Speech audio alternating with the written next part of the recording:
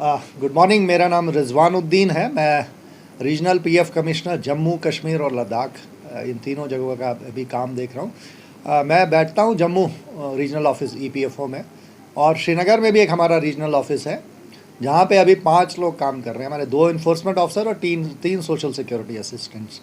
तो क्योंकि श्रीनगर में ईपीएफ एक्ट 2019 से लागू है, JNK दोनों यूटीज़ में। EPF is employees provident fund and miscellaneous provisions act 1952। ये एक्ट 2019 नवंबर से लागू हुआ, और यहाँ पर जो पहले सोशल सिक्योरिटी की जो स्कीम्स थी उसमें केवल प्रोविडेंट फंड और इंश्योरेंस की स्कीम थी। इंश्योरेंस में लगभग 75,000 का अमाउंट मिलता था लोगों को इन इवेंचुअलिटी। अभी जो है 2019 के बाद से 2 इम्पॉर्टेंट नई स्कीम्स जो यहाँ पे इम्प्लीमेंट हुई ईपीएफओ की, जो पूरे इंडिया में लागू थी, JNK में लागू नहीं थी, लद्दाख में लागू नहीं थी, वो नवंबर से लागू हो गई। और जितने भी यंगस्टर्स हैं यहाँ पे और भी जो भी मेंबर्स हैं, उनको पेंशन और इंश्योरेंस का एक बहुत बड़ा फ़ायदा हुआ है ईपीएफओ से मिलेगा। पीएफ एक्ट के तहत पेंशन स्कीम में कोई भी वर्कर अगर काम करता है तो उसको सुपर एनुएशन पेंशन का प्रोविज़न है, यानी 10 साल तक कोई वर्कर कंट्रीब्यूशन दे देता है पेंशन स्कीम में, तो उसको पेंशन का एंटाइटलमेंट बन जाता है। और वो 50 साल की उम्र पे अर्ली पेंशन भी ले सकता है, या 58 ईयर्स पूरे करने पर रिटायरमेंट पेंशन ले सकता है। तो एक तो ये स्कीम है, और दूसरी इंश्योरेंस स्कीम है जिसका मैक्सिमम बेनिफिट 7 लाख है। In the event of death of the member, उसके नॉमिनी को 7 लाख का इंश्योरेंस मैक्सिमम मिलेगा। ये डिपेंड करता है प्रोविडेंट फंड के बैलेंस पे। तो जितना ज़्यादा बैलेंस होगा प्रोविडेंट फंड अकाउंट में, उतना इसका बेनिफिट प्रोपोर्शनली बढ़ता जाता है। और अगर किसी वर्कर ने 1 साल तक प्रोविडेंट फंड की मेंबरशिप कंटिन्यू कर ली, उसको मिनिमम 2.5 लाख का इंश्योरेंस का बेनिफिट। ये स्कीम्स हम इम्प्लीमेंट कर रहे हैं।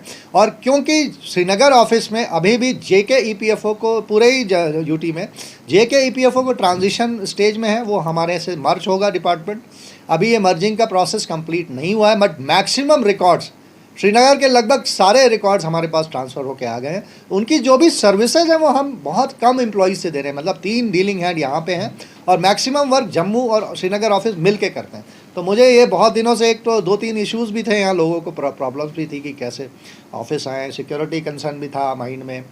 तो यहाँ जो भी पब्लिक की समस्याएं थी उसको मैंने पर्सनली, जैसे 9:30 बजे से 9:45 बजे मैं ऑफिस पहुँच जा रहा था 2 दिन से। निधि आपके निकट प्रोग्राम हम अपने ऑफिस में कर रहे हैं। वहाँ जो भी लोग हमारे पास मौजूद हुए ऑफिस में, अभी सोबिया करके एक मैडम थी, उनका कुछ डिटेल था, फादर्स नेम ऐड करना था, वो पर्सनली विदिन 5 मिनट्स हमने प्रोसेस किया ऑन द स्पॉट, और उसका फादर्स नेम अपडेट किया। Because EPFO totally electronic system पे काम करता है, ऑनलाइन सिस्टम पे हम लोग काम कर रहे हैं।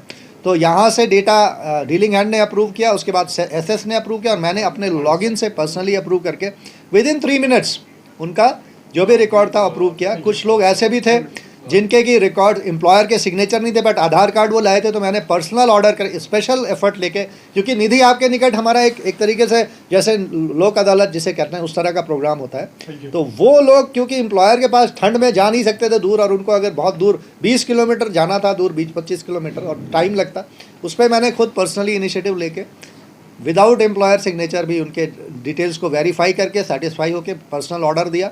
और वो 2 दिन काम ऐसे हुए। कल 8 लोगों का काम इस तरह से, सुबह 1.5 घंटा मैंने वहाँ सुना लोगों को। आज भी मैं 11 बजे तक लगभग वहाँ ऑफिस में था। जो भी 5-6 लोग आए थे उनका ऑन द स्पॉट सॉल्यूशन किया प्रॉब्लम्स का।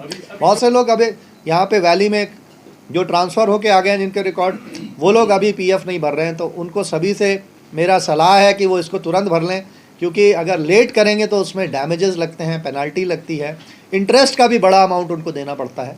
तो इससे बचने के लिए, क्योंकि और कंप्यूटराइज सिस्टम है, ऑनलाइन सिस्टम है, हम एक क्लिक ऑफ बटन से मैं किसी भी इस्टेब्लिशमेंट का डिटेल आपको आपके सामने यहीं पे दिखा दूंगा कि इन्होंने कब तक का PF भरा है, कितने लोगों का PF भरा है।